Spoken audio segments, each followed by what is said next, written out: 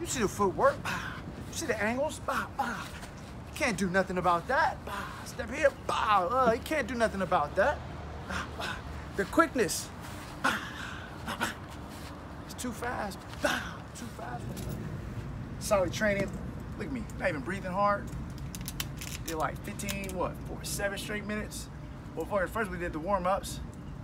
We did like, what was that, 7 minutes? 7 straight minutes with Jeff Neal. The hands of stone? No, hands of steel.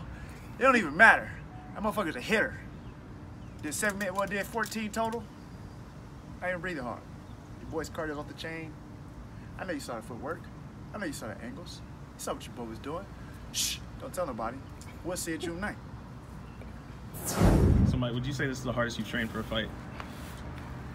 No, this is not the hardest I've trained, but this is the best camp I've ever had as far as efficiency, and that's what it's about now. You know, you have a lot of people who feel like they do like these 2, 3, 4 days or whatever, and they go all to these different spots to train, and you know, I'm sure that they work a lot harder than I do, but it's not about the hard work. It's about efficiency as far as training goes, and as the sport sort of evolves, a lot of people are learning that, you know, and I'm one. You know, I've been around this game for a decade, and I've seen the evolution of the sport in that time, you know, from fighting in little bars, dude. You know, my first fight was in a bar, to now I'm fighting in the United Center, the house that Jordan built, you know.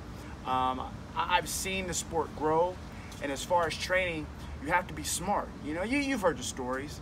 You've heard these guys over here and always getting hurt and injured and all that. You know, I got none of that in this camp, you know. And then I've added sort of the recovery, the cryo, the float tank. Man, that has been such a benefit, you know. And then I even got to like the CBDs and that's that realm, yeah, you know, that's even a benefit now. But as far as training goes, man, this has been the most efficient training camp that I've ever had. Realistically, looking at it, you know, given the time that Phil's been training, how good can you get? You know, just kind of taking in, considering like the training that you've had, you know, considering the amount of time that you put into the sport, you know, given like the year or 2 years, like how fast or how much can your skill level grow in that time? See, and that's the thing. That's actually a great question, and that's what a lot of people they don't think about. You know, you can now there are obviously outliers, right? You have let's take a BJ Penn. That's why they call him the prodigy, because he was able to come into a sport and he was able to pick up these techniques and this knowledge, you know, exceptionally fast. Phil Brooks can't do that. You know, for me, I'm an athlete.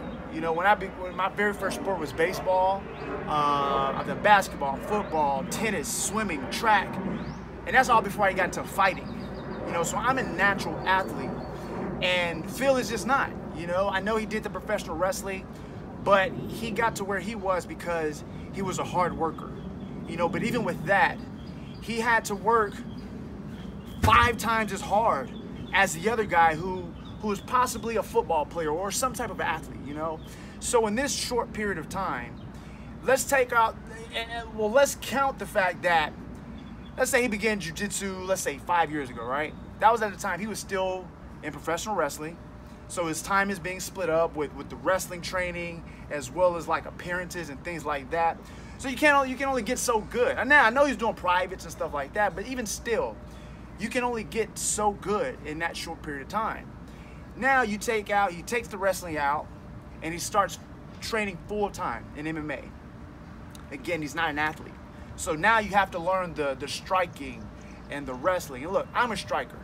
And I know wholeheartedly that even if he dedicated 2 years to just striking, he wouldn't even be close to my level. And that was if I'm saying that he's an athlete. And this is not, I'm not disrespecting this guy at all. These are just facts. You know, if he were, now, there's a kid I train with. His name is Austin Williams. This dude, I want to say he's been boxing for 2 years. In that 2-year period, he became the #1 ranked amateur in his weight class in the country. That's an outlier. That's not Phil Brooks. You understand? So, and again, it's not a knock on him, that's just the reality of it, you know. And people getting caught up in the name CM Punk. You know, this is a character. This is a fictional character in a scripted sport, right? And I'll go as far as calling it a sport. Look, people ask me if I'll ever get into wrestling or if I prefer wrestling over fighting. I would rather really fight than to do what those guys do, because I see it, and it takes a lot of hard work, you know. But he just, like I said, that was just one aspect of it. Let's add in now. You have to learn wrestling. You have to learn kickboxing. You have to learn jiu-jitsu. It's just not possible to learn all of these things and put them together in a short period of time. And I don't care if you are training with one of the greats like Duke Roufus. Look, it's levels to this game, you know. And I know I may not be at the top of the heap, you know, when it comes to the top promotion in the world. It's the pinnacle of the sport. But in this special attraction, what I call the people's main event, there's no question who's greater as far as skills go. You know, I'll even give him the benefit and say he may be a tougher cat. Look, I don't like getting hit. You see this beauty of this over here? You see this? They don't like being disturbed. But other than that, you know, and I'm not even shitting on the dude. You know, I respect him wholeheartedly. Look, Phil, it takes a lot. It takes a lot to even make the walk. Not even just the fight itself, but to make the walk. You know, it takes a lot. And so I wholeheartedly respect him for that. But yeah, you know, this dream of his comes to an end. You know, luckily, you know, they say it's winter go home. Well, he's already home. And so I'm just kind of laying on the rest. That's all.